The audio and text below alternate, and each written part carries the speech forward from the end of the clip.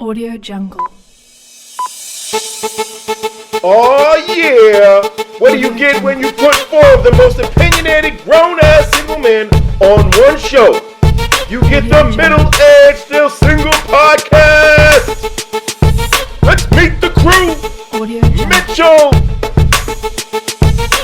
Nasir! Audio Jungle. Nemo! Big Rob! Let's get it! Good day, everyone. This is Mitch from Middle Age Still Single, and I'm about to introduce you to my friend Big Rob, the other 25% of the 100% that is mass.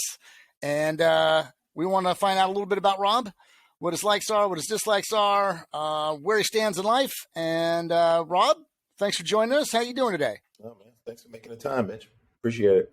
Absolutely. I changed the whole schedule for you. Yeah. So let's just jump right in. Okay. Why don't you tell our listeners a little bit about yourself and what you do for a living? Okay. Born and raised in Brooklyn. Spent my whole childhood there. Went away to college really early at the age of 16. Was way too young to go away to college, actually. Wound up coming home, going into the Air Force. Had a great time. And actually became a man and learned how to be a man in the Air Force, which was great. I think I suggest, every young man or young woman should spend some time in the military. But after I got out of the Air Force, kind of meandered around a little bit and just kind of, I guess, kind of like a sailboat without a sail.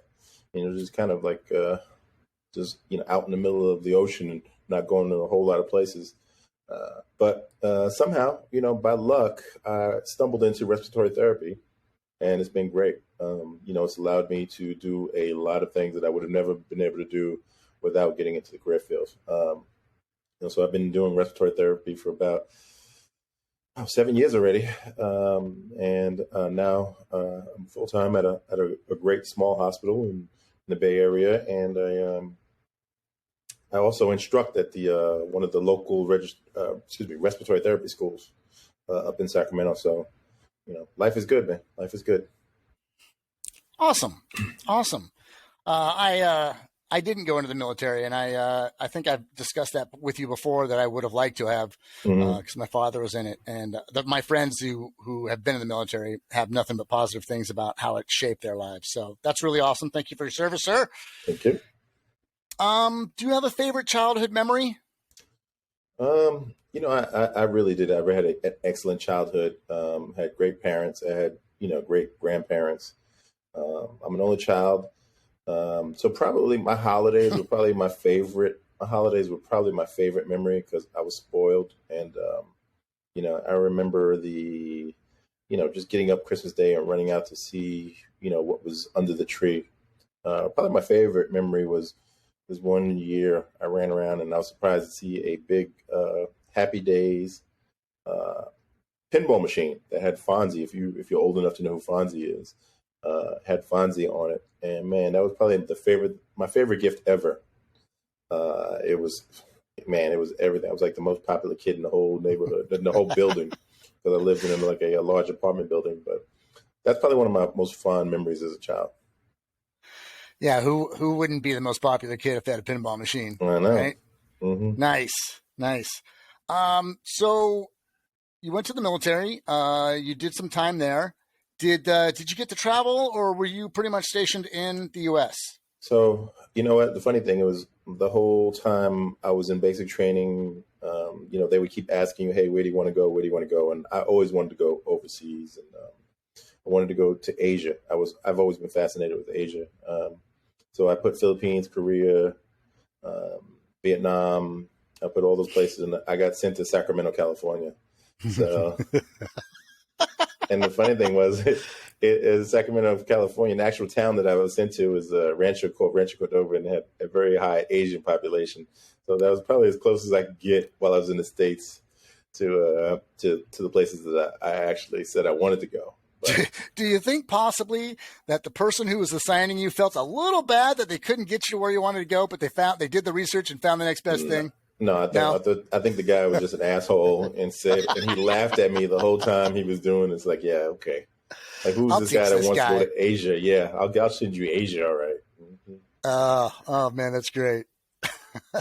So what keeps you happy when you're not working? You, what do you like to do? You know, I love to travel. That's how, that's one of the things all four of us have in common. But, Right.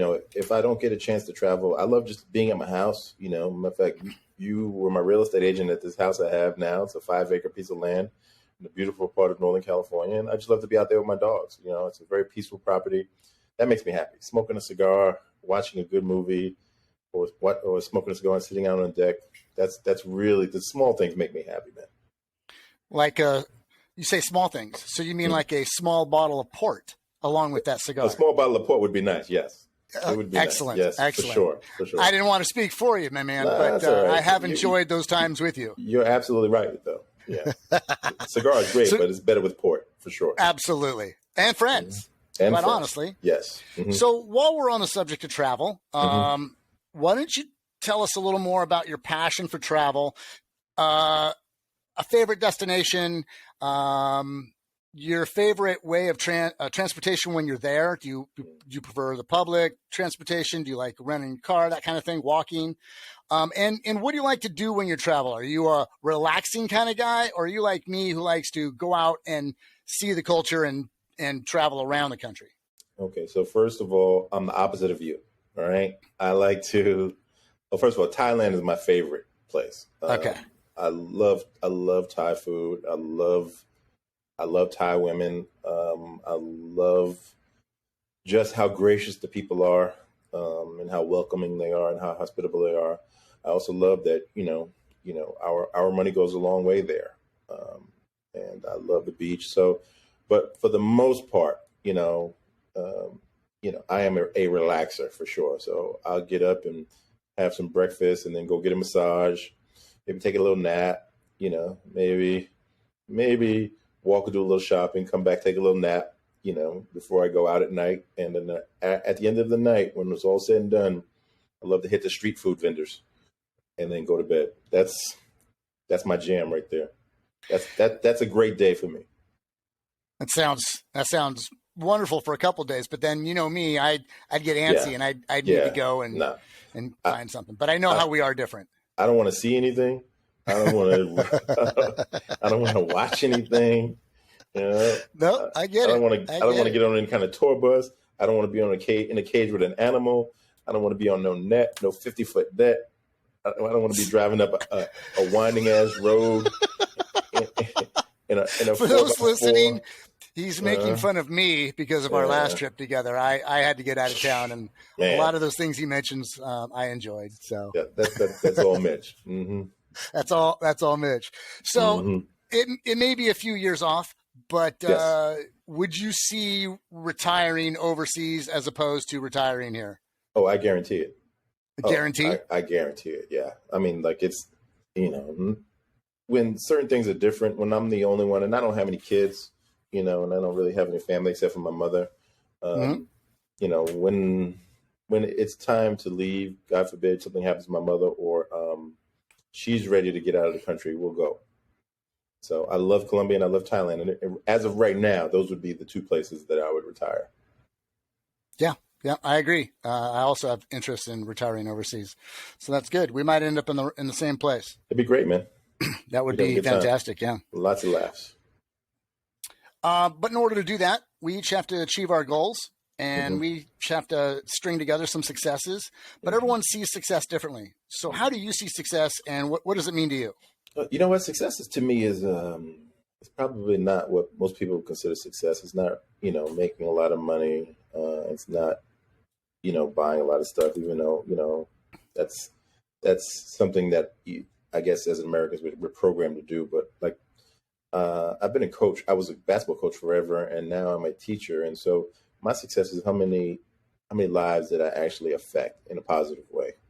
How many people did I, impart a little something to? Did I teach a little something to? Did I add to their life a little bit? So that's how I measure success. By my students and by my players. And how they do.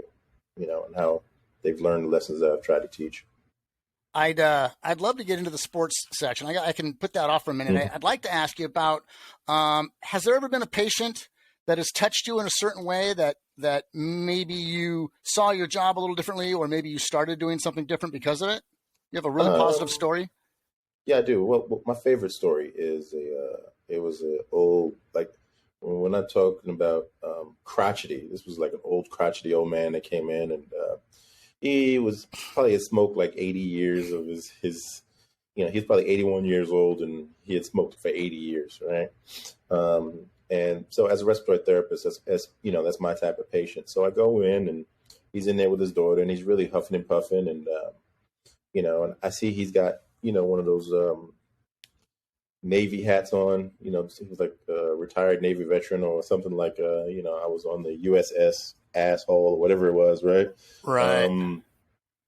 And so I was like, "Hey, man," I said, "I might need to go get somebody else for you because I don't really help Navy people, right?" And he looked at me, and he kind of smirked. Our military listeners will understand where you're coming from. And so he looked at me and like kind of smirked. He was like, "What are you, an Army asshole?" Right? And I was like, "No, man, Air Force." But I was a little too smart to go into the Navy or the Army, right? And he kind of smirked again. And as I started to help him, and we had a good conversation, and after I was said and done, I was walking out of the door of the room, and his daughter grabbed me and says, "Hey, man, listen, my father has never had a conversation more than 30 seconds with a man of color or a woman of color." He's like, I don't know what you did. It's like what just happened was like amazing to her, and that really touched me. And that's this dude. We became friends, man. Like he didn't make it out of the hospital that trip, but like he stayed for about a week and a half. And every night when I'd come in, I'd go and check him out and hang out with him a little bit. We like to play Jeopardy together. He was shitty at Jeopardy though. He was Navy, so what are you gonna expect, right? Wow. Hey, I'm sorry, listeners, but if you're a Marine, just hang on. I'll get on to the next question, and we'll shut him up about this. No, but we really became good friends, and his daughter sends me cards every once in a while. She's like, "Hey, I think about you, and glad that my father didn't have to really go through what he went through alone." So that kind of thing touches me. Making somebody smile like when they can't breathe. When you can make somebody smile when they can't breathe, that's doing something. That's what I would consider success in my career field.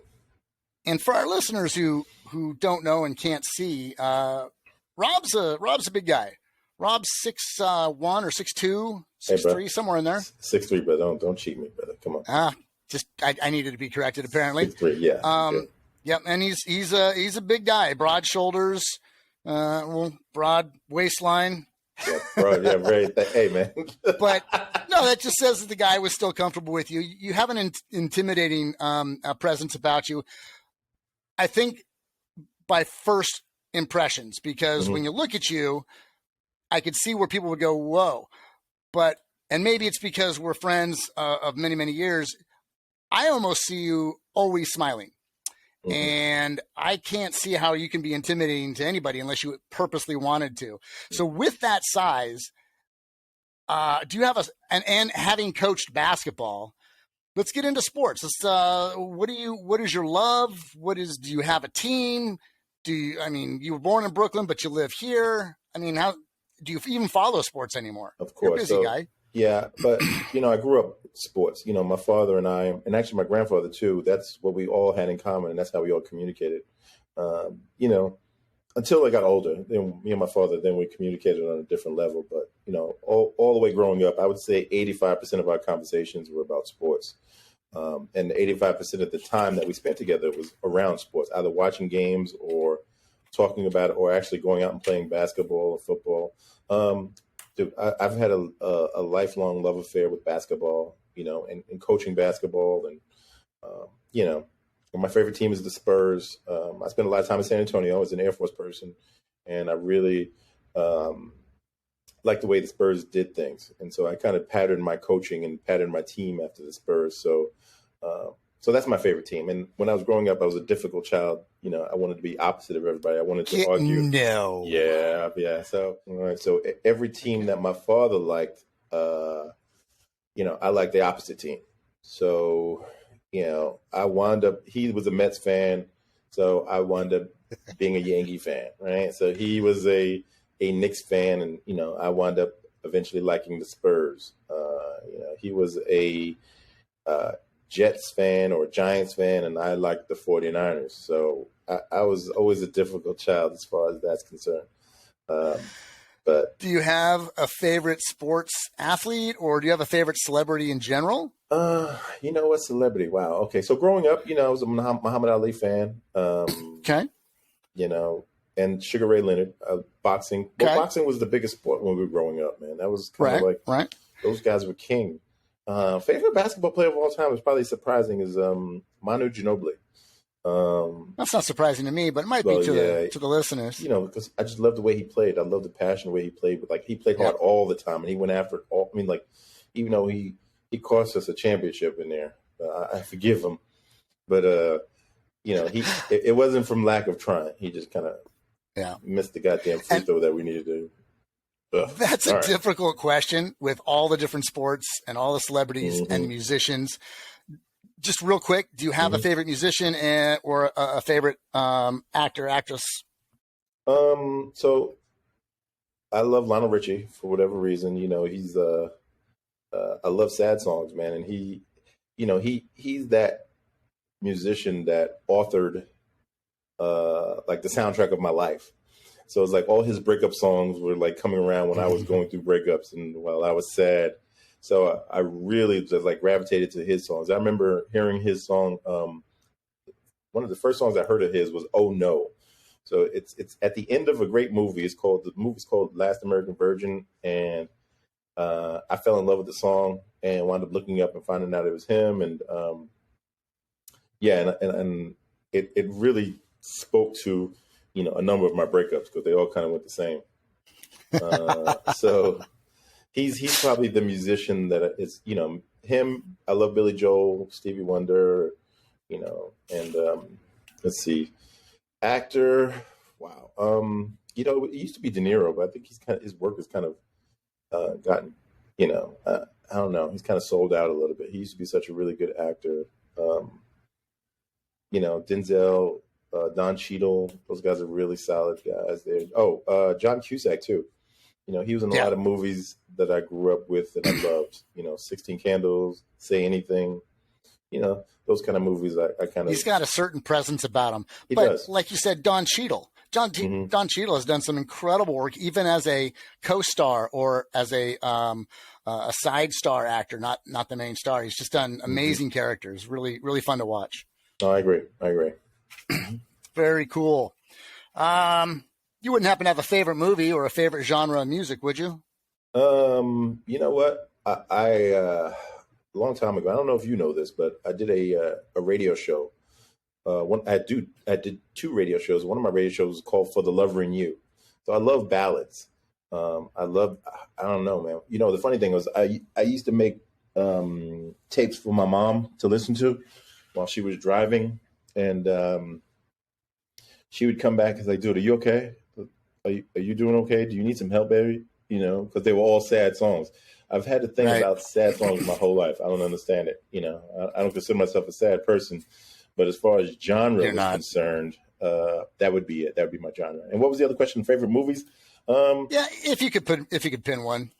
Heat. There's so many good ones. Heat is a great one. You know, Seven is a great movie. 16 Candles is great. I don't know if you've seen The Five Heartbeats. That was a great movie. So those are some of my favorites. Okay. And that's a difficult question because we all love 30 or 40 movies. Mhm. And most of us, or most of the people who love movies, have seen at least 3 of them 5 or 10 times. Oh, for sure. The ones that For they sure. like, they'll just go over and over. For Good sure. stuff. Well, thank you for that. So let me come back to a little more serious. We all have someone that is an influence or a mentor at some point in our lives. Mhm. Some of us have more than one.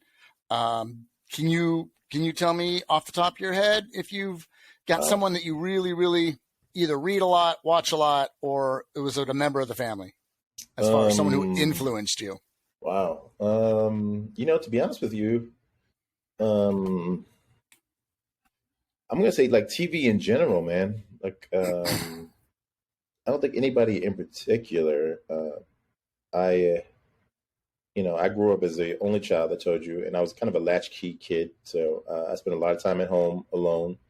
And so I watched a lot of TV, and that's how I like developed my sense of humor and developed my sense of family and what was proper and appropriate. I really can't think of an influence, to be honest. But like, if you let me put it this way: when I grew up, if you asked me what I wanted to be most in my life, I wanted to be part of New Edition. That's really what I wanted. I wanted to take Bobby Brown's spot. I didn't think he appreciated how good he had it, man. Yeah. So, but as far as like a mentor, I mean, I've had some people that played a good role in my life as far as like teaching me things. As far as like I had a couple of coaches that helped me learn how to coach. A guy named Craig Battle, great coach. Very cool. And that's about it, man. I don't really, man, I haven't really had a real mentor relationship with somebody, but I kind of feel like I've been more of a mentor than I have been mentored. Yeah, and I'm sure there are dozens of kids from basketball, not to mention your teaching, where those kids will remember you forever. I hope so. You're pretty rememberable. Oh, thank you, brother. Appreciate rememberable, memorable. it. Rememberable, okay. So, I look at you as this big guy, this big teddy bear, very quick-witted, sharp, intelligent, hardworking, and I aspire to be or to have some of those qualities. So when I'm lacking, I think, oh, you know what? This is not what Rob would do. Rob would do this or this. And so you do come up quite a bit. Be careful. I have with a few that, people. Okay. Nah, I know, but I have a few people that help Okay. me out when I know that I'm struggling. And it's their superpower that they don't even know they have because I'm using them without them knowing. So if you actually did have a superpower, Wow. what, Okay. what would it be? Wow. If I had a superpower, what would it be? Wow, that's a different question. To be honest with you, I've always wanted to be able to tell the future. hmm I've always wanted to, and I would see things coming, and I would do kind of like a Back to the Future thing where I'd get like a sports almanac and win all these bets and become a very rich man. So if I had a superpower, I would like to see the future. Fair enough. hmm I think I'd want to read minds. Would you? I'd be afraid I of would. what I would be afraid. Well, I mean, there's a downside to everything. If you watch any of the movies, there's always a downside to being a superhero. But I just think I could help. Like your whole Back to the Future thing. You would use it to help, right? If you knew the future was coming, you would come back and you'd use it to No, help. I would just use it to get rich, and Well, of course we do that as well. I'm not denying that I would read minds for that reason. But hey, we already know what your travel preference is. I was going to ask you about domestic or international travel. What's your preference? But we already know. But have you done any domestic traveling? And is there any must see for anyone listening to us? No. You think just one must see? No must see. Go international. All international, brother. All international. I want to see other cultures, man. I've driven across the country. The one city that I really liked when I was younger, I had a really good friend named Eric. He lived out in Kansas City. Really liked that city. A lot of fun. Had a lot of fun there. But I have no desire to see anything in the United States that I haven't seen yet. But there's like quite a few countries that I still want to see. Oh yeah, I've got plenty of countries I need to see. So I'm with you there. I still want to see more of the United States. There's some great history back east, some natural stuff, national parks. But that's me. That's the difference between the way we vacation. We've discussed that. So if money wasn't a factor, what would you be doing with your time and your money? Besides travel, I'd probably coach basketball. I'd probably find me a little team of a little high school somewhere where, maybe they've never won before and like really work at building a winning culture and trying to turn their program around. Like In if Thailand, do they play basketball? no, they don't. Unfortunately, Well, why don't you bring it there? you know what? If money was of no issue, yes, I would. I would go and coach me a Thai a Thai basketball team for sure. But yeah, if money wasn't anything, I would find a small high school somewhere and just spend all my days like thinking about how to make the team better. Well, I just have a couple more questions. Sure. And the first one is Die Hard a Christmas movie? Come on, let's inflame half of our listeners. It is. Yes, it is. Okay, that's it. That's all we're going to do on that. That's it. We'll just wait for. I just wait. I can't wait to read the comments. It is definitely a Christmas movie. It happens during Christmas. It happens during a Christmas party. How could you not? And that's just a timing thing. Christmas that's music is played about Christmas. It's not about Christmas. How many other Christmas movies or non-Christmas movies have Christmas songs in them? There's a couple. Well, that's because they're at a Christmas party. Oh, okay. Well, it's a Christmas movie because it's in a Christmas movie. Well, there is a party, but they don't show much of it. They keep going back and forth to it. Oh, Mitch. How are we? How are we friends? How are we friends? I like coming with the hard questions. And is there anything that I should have asked that I just didn't know to ask? Is there anything you want to add? Let's see. Wow. No, man. Listen, I'm just looking forward to this podcast, man. Dude, it's every time the four of us get together, and even when it's just in this format online, we have a great time. We laugh, we carry on, and I'm just looking forward to moving this podcast along, getting to know you guys, and we have an upcoming trip to Thailand that you decided not to go on. I can't go. That's right. So really, eventually everything will come out. I live, I try to live like an open book. I don't really hold too much back. If somebody asks me a question, I believe if you have nothing to be ashamed of, then there's no need to lie. And you know what? I live for me, and I don't care what anybody thinks about how I live. So, well, it's your life. You're not living it for anybody else. Nope. And they shouldn't judge you, and you shouldn't judge them for how they do it, because we all have different interests. So, excellent. Well, Rob, thanks for taking the time. All right, brother. Introducing yourself to our listeners. All right, man. Listen, and I want to thank the listeners for spending the time with us, and invite you to tune in to our podcast and learn more about us. And as time goes on, you'll be seeing us travel together, even though I'm going to miss this first trip. But that's all right. We got better ones coming. They're coming. All right, brother. Good to see you. Rob, thanks again. Take care.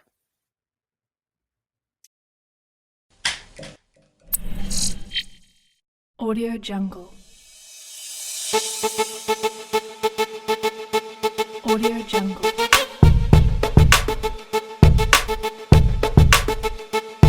Audio Jungle.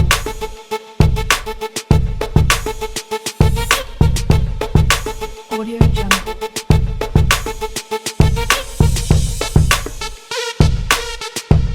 Audio Jungle.